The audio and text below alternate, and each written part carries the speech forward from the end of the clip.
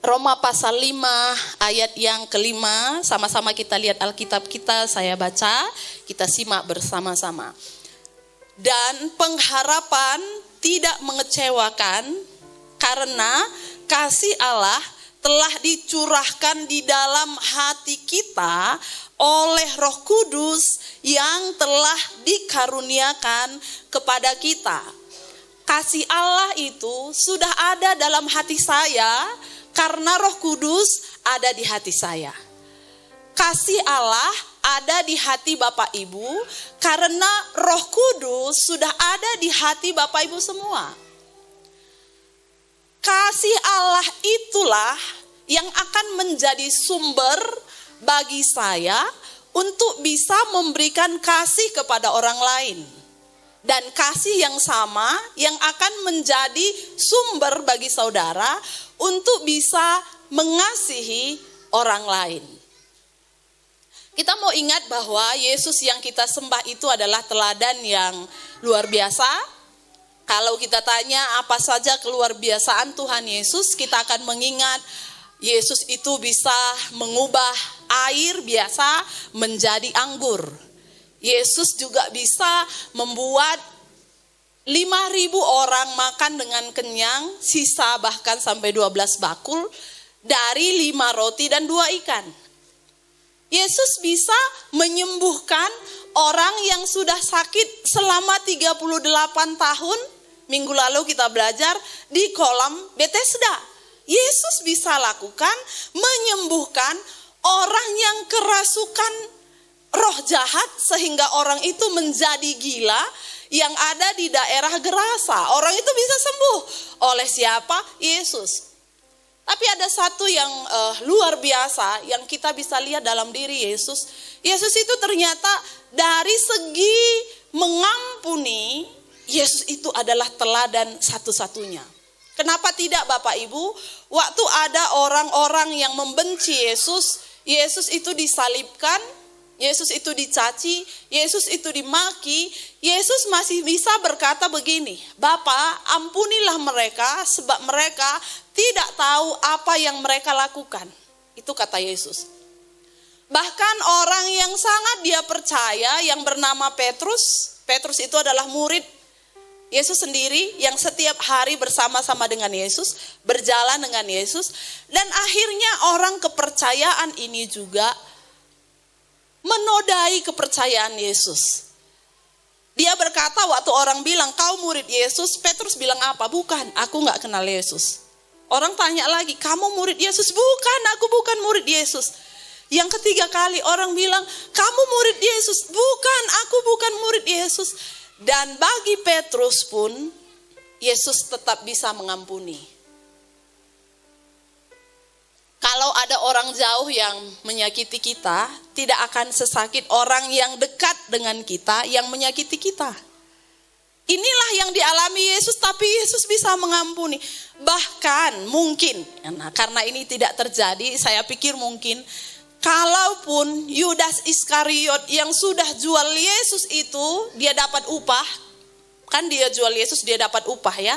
Lalu kemudian dengan upah itu, Yudas ini pergi, dia lemparkan uang itu dan dia bunuh diri karena dia menyesal ya. Yudas Iskariot itu mati dengan keadaan bunuh diri, dia menyesal sudah jual Yesus. Kalau seandainya Yudas ini tidak bunuh diri dan dia datang sama Tuhan Yesus, dia sujud dan mengaku kesalahannya, saya rasa Yesus pasti ampuni. Tapi ini tidak terjadi. Kenapa? Yudas sudah lebih dulu bunuh diri, mengakhiri hidupnya dengan caranya sendiri, dan itu tidak sesuai dengan kehendak Tuhan.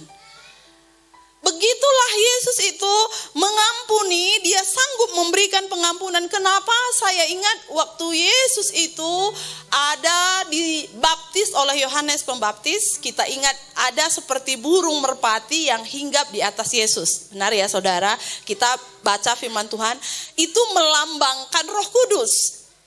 Roh Kudus yang memampukan, karena apa? Dalam Roma tadi berkata, kasih itu ada dalam hidup kita, Roh Kudus sumbernya.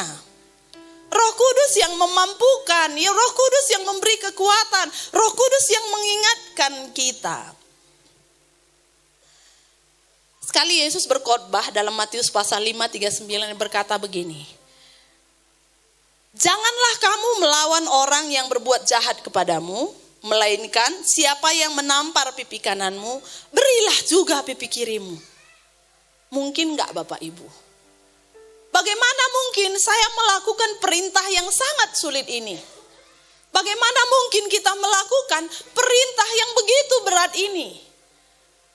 Kalau kedagingan kita secara manusia maunya kalau ada orang yang menyakiti kita, kita harus balas dengan sakiti dia lebih berat lagi. Kalau dia pukul saya sekali, kedagingan saya maunya saya pukul dia 2 atau 3 kali. Tapi perintah yang sulit ini Tuhan sampaikan kepada kita. Dia berkata, jika ada orang yang menampar pipi kananmu, berilah juga pipi kirimu. Mari bersama kita akan belajar hari ini bagaimana kita bisa memperoleh kekuatan dari Tuhan supaya kita bisa melakukan perintah yang kita rasa sulit ini, tapi ternyata itu bisa dilakukan karena ada kekuatan dari Roh Kudus. Yohanes 14 ayat 26. Kita baca firman Tuhan. Yohanes pasal 14 ayat 26. Tetapi penghibur yaitu Roh Kudus. Ya, ini penghibur yaitu Roh Kudus yang akan diutus oleh Bapa dalam namaku, dialah yang akan mengajarkan segala sesuatu. Ingat Bapak Ibu ya, Roh Kudus itu yang akan mengajarkan segala sesuatu kepadamu dan akan mengingatkan kamu akan semua yang telah kukatakan kepadamu. Jadi Roh Kudus itu yang akan mengingatkan, Roh Kudus itu yang akan memampukan, Roh Kudus itu akan memperbaharui kita, menghibur kita ketika kita ada dalam keadaan yang sulit. Saya mau sampaikan dalam 3 poin, apa-apa saja yang sering sekali akan Roh Kudus ingatkan dalam hidup kita, supaya ini juga menjadi kekuatan bagi kita.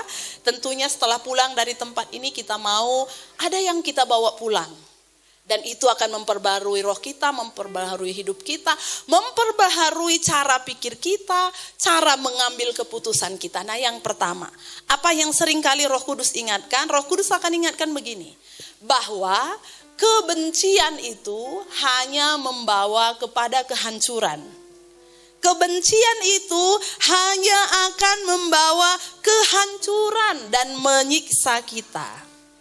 Ayo kita buka Alkitab kita, Ibrani 12 ayat 15. Ibrani pasal 12 ayat 15. Jagalah supaya jangan ada seorang pun menjauhkan diri dari kasih karunia Allah, agar jangan tumbuh apa saudara? Akar yang pahit. Jadi ini bahasa Alkitab Bapak Ibu ya, sering dibilang kepahitan itu bahasa Alkitab. Supaya jangan tumbuh akar yang pahit yang menimbulkan kerusuhan dan yang mencemarkan banyak orang. Kenapa ada demo? Karena ada orang kepahitan sama pemerintah. Gak cocok dia, ayo demo. Kenapa ada orang ribut di satu perusahaan? Karena ada bawahan-bawahan yang sudah tumbuh akar pahit.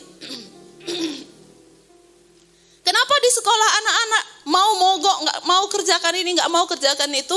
Biasanya karena sudah tumbuh akar pahit. Di mana-mana kalau ada kerusuhan, percaya saudara, di situ sudah ada orang-orang di dalam hatinya tumbuh akar yang pahit. Dan itu menimbulkan kerusuhan kata firman Tuhan.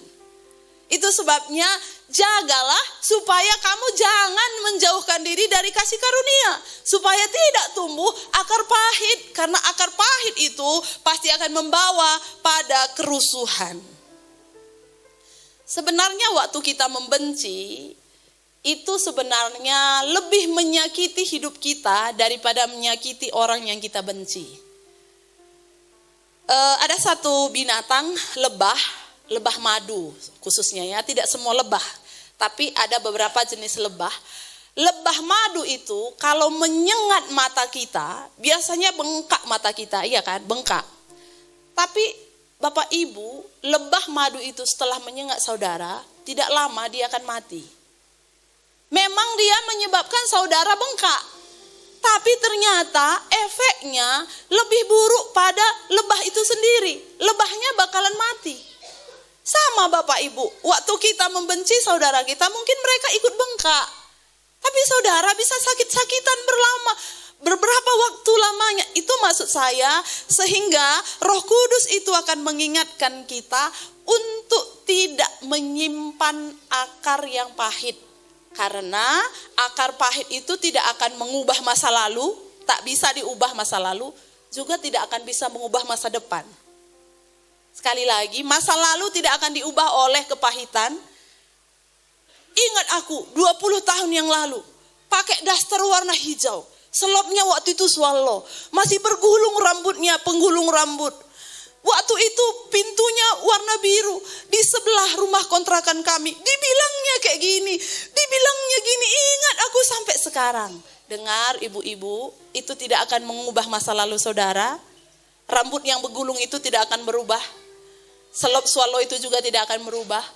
Baju daster yang dia pakai gak akan berubah. Hati saudara yang akan tersakiti dan masa depan tidak juga akan dipengaruhi oleh kebencian. Jadi kebencian itu hanya akan membuat kita semakin sakit dan tidak akan mempengaruhi orang lain. Jadi yang pertama, ingat, kalau Roh Kudus ingatkan, kebencian itu hanya akan menyakiti dirimu. Segera ambil tindakan, oh iya Tuhan, aku mau mengampuni. Oh iya Tuhan, aku mau mengampuni. Karena tema saya hari ini adalah pengampunan membuka berkat. Bapak Ibu mau diberkati? Amin. Pengampunan membuka berkat. Itu yang pertama. Roh Kudus akan mengingatkan kita bahwa kebencian itu akan menyiksa dan menghancurkan diri kita. Nah yang kedua, apa yang seringkali Roh Kudus ingatkan? Karena Roh Kudus memang dia tugasnya untuk mengingatkan kita kan semua yang Tuhan telah ajarkan. Yang kedua, dia akan menyadarkan bahwa hanya kasih yang bisa mengalahkan kebencian. Hanya apa Bapak Ibu? Kasih. Hanya kasih. Gelap tidak bisa mengusir gelap. Betul Bapak Ibu ya? Gelap gak bisa usir gelap. Sedikit saja terangnya, sedikit saja. Sebatang korek pun itu akan sangat berpengaruh kalau ditaruh di tempat yang gelap. Hanya terang yang bisa usir gelap. Hanya kasih yang bisa menyelesaikan kebencian. Jadi Roh Kudus itu akan ingatkan kita bahwa hanya kasih. Kita buka Roma 12 ayat 17 sampai ayat yang ke-21. Saya akan bacakan ayat ini ya. Roma 12 ayat 17 sampai 21. Janganlah membalas kejahatan dengan kejahatan, lakukanlah apa yang baik bagi semua orang. Sedapat-dapatnya, kalau hal itu bergantung padamu, hiduplah dalam perdamaian dengan semua orang. Sama-sama kita katakan amin. Amin ya. Sedapat-dapatnya hiduplah berdamai dengan semua orang. Ayat 19. Saudara-saudaraku yang kekasih, janganlah kamu sendiri menuntut pembalasan, tetapi berilah tempat kepada murka Allah, sebab ada tertulis, pembalasan itu adalah hakku. Akulah yang akan menuntut pembalasan, firman Tuhan. Tetapi jika seterumu lapar, berilah dia makan. Jika ia haus, berilah dia minum.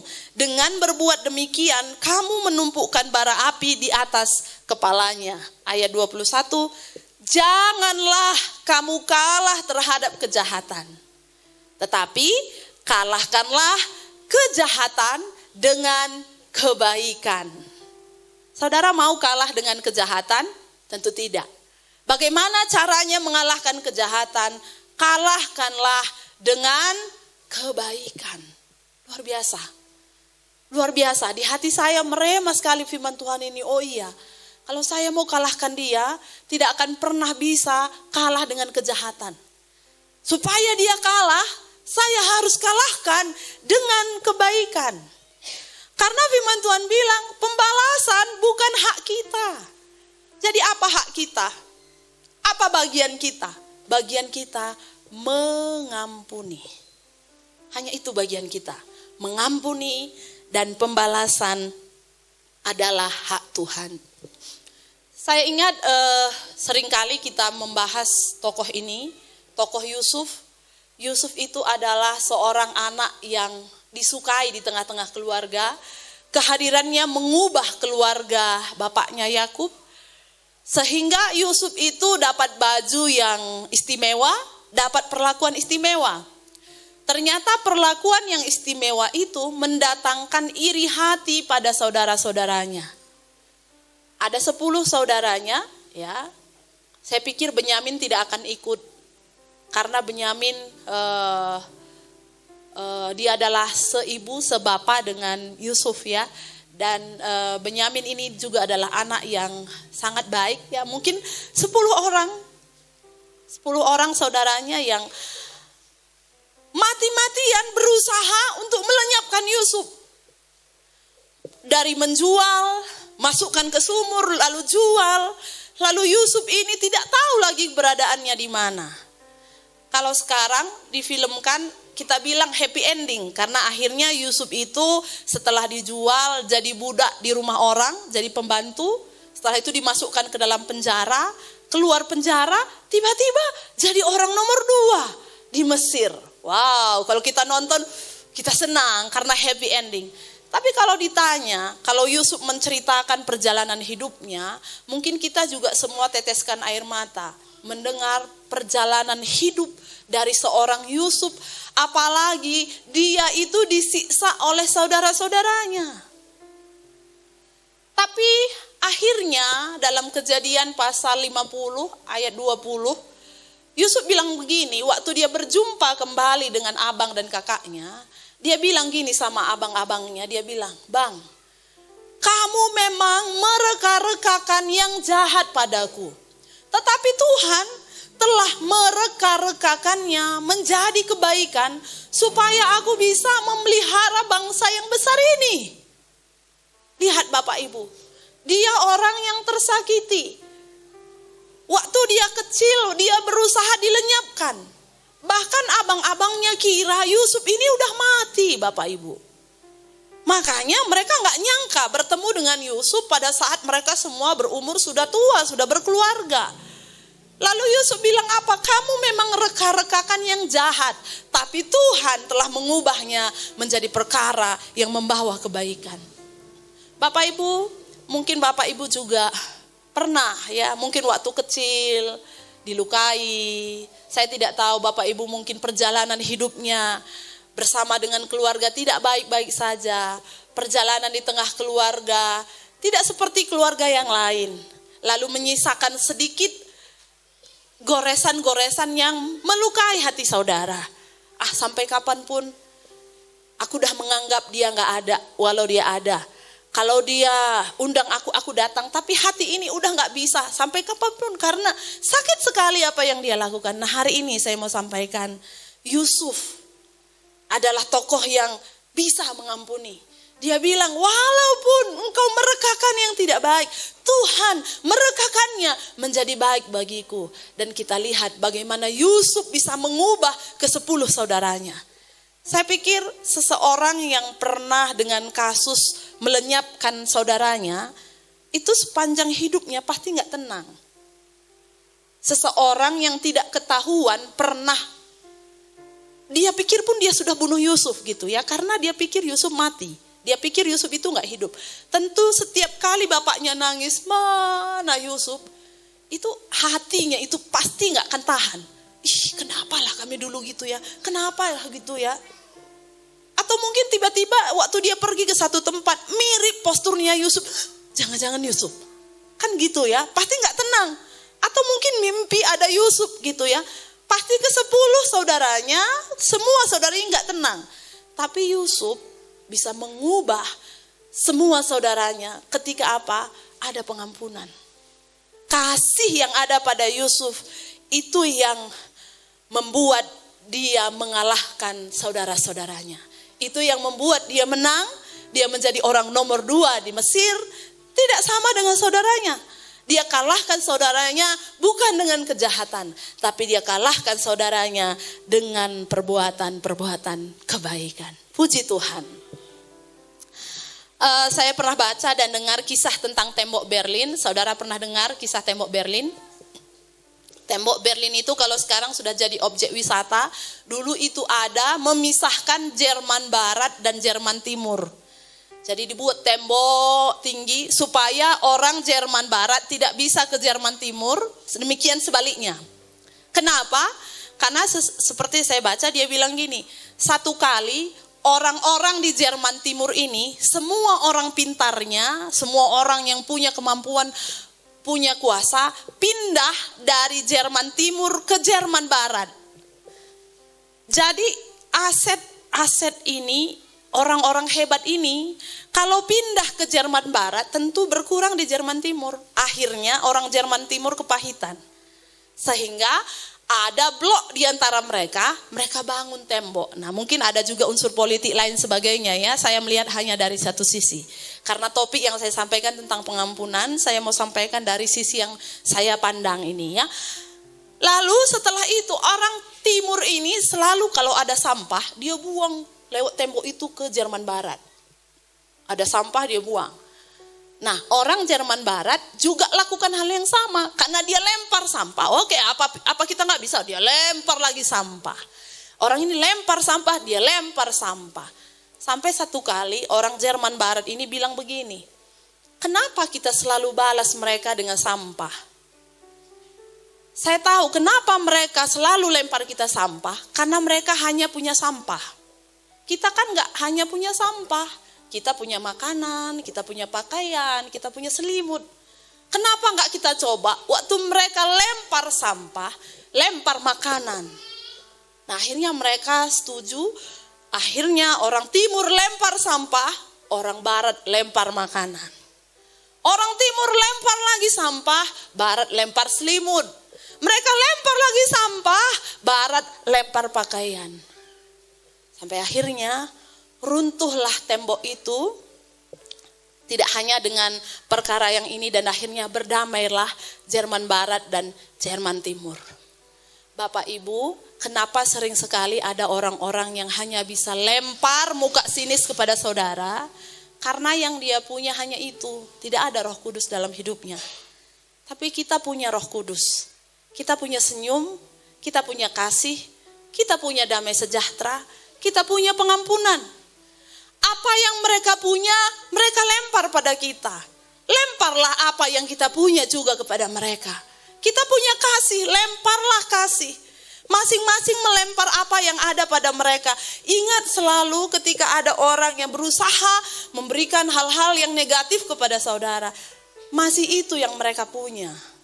Aku punya yang lain. Aku punya kasih. Aku punya pengampunan. Tuhanku mengajar aku untuk mengasihi. Kenapa aku harus lempar dengan sampah? Amin. Jangan kalah terhadap kejahatan, tetapi kalahkanlah kejahatan dengan kebaikan. Berikanlah Kristus, berikanlah kasih, berikanlah pengampunan. Karena itu Tuhan sudah taruh atas diri kita masing-masing. Itu poin yang kedua. Nah, yang terakhir, apa yang akan Roh Kudus selalu ingatkan? Yang ketiga, Roh Kudus akan menyadarkan kita bahwa Tuhan itu sudah lebih dulu mengampuni kita. Amin. Roh Kudus mengingatkan kita. Bapak Ibu sudah diampuni? Saudara yakin? Yakin. Sehingga satu kali dalam kitab Matius pasal 18 ayat 24 sampai 27 dicatat tentang perumpamaan tentang mengampuni. Ya, ada di kitab Matius 18 ayat 24 sampai 27. Ada satu orang, ya, berhutang berapa saudara? Berhutang 10.000 talenta. 1 talenta, kalau kita baca di kamus Alkitab, makanya Alkitab ini di belakang kan ada kamus, Bapak Ibu boleh lihat, yaitu sebenarnya menolong kita ya. 1 talenta itu sama dengan 600 dinar. 1 talenta. Berarti kalau utangnya 10.000, utangnya berarti sekarang utangnya ada 60 juta dinar. 60 juta dinar. Waktu itu upah orang 1 hari itu 1 dinar. Nah, nggak sulit ngitungnya ya, 1 dinar.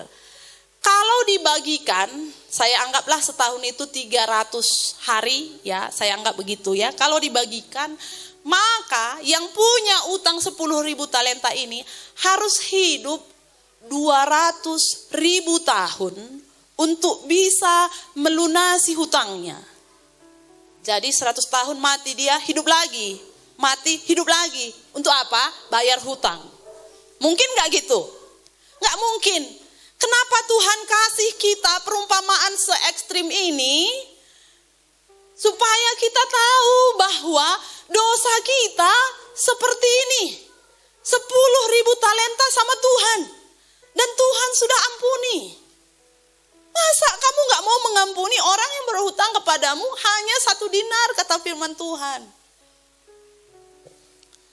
Kalau kita renungkan setiap hari berapa dosa kita, mungkin akan mencapai 10.000 talenta Bapak Ibu. Banyak sekali. Contoh sederhana saja. Kalau kita tidur, lalu Tuhan ingatkan, berdoa anakku, berdoa anakku. Oh iya Tuhan, haleluya. Kita ambil selimut, kita lipat tangan, lipat kaki. Terima kasih Tuhan. Terima kasih Tuhan. 1 menit masih ada, tiba-tiba udah tidur. Pernah Bapak Ibu gitu? Gimana kalau ada anak perempuan kan bilang, nakku lipat kain. Iya mak. Langsung duduk dia lipat kakinya, dia lipat 1. Kemudian 2 menit kemudian datang, kamu tidur dia. Apa yang kamu lakukan? Marah kita cuy. Libat selimut ningen, tunduh ke kamu jay. Kita cubit kan, tapi Tuhan gak pernah kita dicubitnya kan. Ditunggunya kita bangun pagi, haleluya. Langsung ambil handphone, hidupkan paket data, seret. Ada orang update status kita balas. Tuhan nunggu, kapan ini mengucap syukur, kapan ini berdoa. Gak ingat, udah selesai semua seret-seret. Udah jam 6, masa turun ke bawah, masa kejereng. Berdoa ingat gak? Gak ingat. Karena gak berdoa, gampang emosi. Anaknya belum siap-siap. Tadi aku bilang. Suami juga kita repeti. Semuanya gak tahu aturan. Semua bangun lambat. Semua kita salahkan. Udah tambah 1, 2, 3. Kalau di kalkulator, bisa jadi ada 10.000 talenta hutang kita. Kalau suruh balas, saudara sama seperti ini tadi. 200.000 tahun kita bangun lagi, bayar hutang. Bangun lagi, bayar hutang. Hidup lagi, bayar hutang. Hanya untuk bayar hutang. Dan itu gak mungkin. Dan Tuhan bilang, aku sudah ampuni dosamu yang besar. Kenapa kamu gak mau ngampuni orang yang berdosa kepadamu 1-2 kali? Itu Roh Kudus. Roh Kudus akan ingatkan kita, ampuni. Satu kali ada orang yang bertanya pada Tuhan, dia bilang dalam kitab Matius 18 ayat 21-22, dia bilang gini, Tuhan, sampai berapa kali aku harus mengampuni saudaraku jika ia berbuat dosa? Dan Yesus berkata, aku berkata kepadamu bukan sampai 7 kali, melainkan sampai 70 kali 7 kali. Masih ada kata kali di belakang. Mungkin kalau disambung masih terus ada. 70 kali 7 kali. Artinya kita perlu setiap hari minta Tuhan, aku mau mengampuni lagi. 70 kali 7 kali Tuhan, aku mau mengampuni lagi. Tidak sebanding dengan dosaku yang 10.000 talenta Tuhan, tidak sebanding. Aku tidak akan pernah bisa menyelesaikan utangku kalau bukan karena kemurahan Tuhan. Kalau bukan karena pengampunan Tuhan, aku gak akan pernah bisa menyelesaikan dosa-dosaku. Dan Tuhan berkata, kalau kamu tidak mengampuni, kamu pun tidak akan diampuni. Nah, ingat Bapak Ibu, kalau kita tidak mau mengampuni, kita pun tidak akan diampuni, kata firman Tuhan. Tapi kalau kamu mau mengampuni, pengampunan Tuhan setiap hari, pengampunan Tuhan setiap hari. Banyak sekali efek-efek kalau tidak mengampuni, ya. Banyak kita lihat akar pahit jadi sakit pinggang. Gak tahu dari mana ya, kok akar pahit bisa jadi sakit pinggang ya. Akar pahit sama tetangga migrain. Ya. Ada saudara sini sering migrain? Naik intensi kuat ke rumah, iya pekai lah ya JP tetangga kan bilang, akar pahit buat migrain. Akar pahit sama adeknya bisa paru-paru, kok bisa? Enggak tahu dari mana. Karena firman Tuhan bilang, hati yang gembira adalah obat yang manjur. Kalau kepahitan enggak mungkin gembira. Coba lihat muka kanan kiri Indo. Hatinya gembira, mukanya gembira. Kalau gembira pasti enggak ada kepahitan di situ. Kalau gembira, semangatnya itu akan membuat dia kuat, kata firman Tuhan. Mana ada orang yang kepahitan bisa senyum-senyum? Mana orang-orang yang kepahitan sama tetangga pulang ke rumah bisa puji Tuhan, kami sudah kami ngose, puji Tuhan kami ngose. Nggak ada, karena waktu dia lihat tetangganya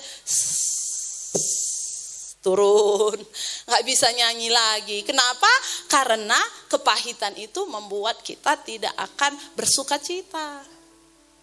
Jadi inti dari firman Tuhan yang saya sampaikan hari ini, pengampunan sumber berkat kita. Pengampunan sumber berkat. Enggak rugi saudara. Yang rugi adalah kalau kita pegang erat-erat, tidak mau ampuni.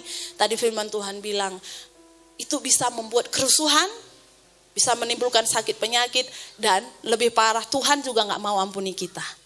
Di hari ini kita belajar firman Tuhan, kita dengar firman Tuhan, kita bersyukur bahwa Tuhan itu mengingatkan kita kembali, pengampunan itu setiap hari. Kalau saudara rasanya gak kuat, minta sama Roh Kudus. Dia yang berjanji Bapak Ibu akan memberikan kita kekuatan. Tuhan, terlalu sulit, tapi aku mau belajar. 70 kali 7 kali Tuhan. Aku mau belajar lagi mengampuni. Aku mau belajar lagi mengampuni. Aku mau belajar lagi mengampuni. Ambil keputusan untuk mengampuni hari ini. Jangan lagi mengingat-ingat masa lalu, ya jangan mengingat-ingat. Kalau ingat boleh, tapi kalau dikorek-korek itu ya nggak boleh. Kalau tiba-tiba ingat, tidak ada daya untuk menghapus ingatan. Tapi untuk mengingat-ingat itu ada dalam kendali kita. Ambil keputusan untuk berubah, ambil keputusan untuk membuka pintu berkat kita sendiri. Jangan tutup pintu berkat saudara sendiri, bukalah dengan saudara yang mau mengampuni orang yang bersalah kepada kita.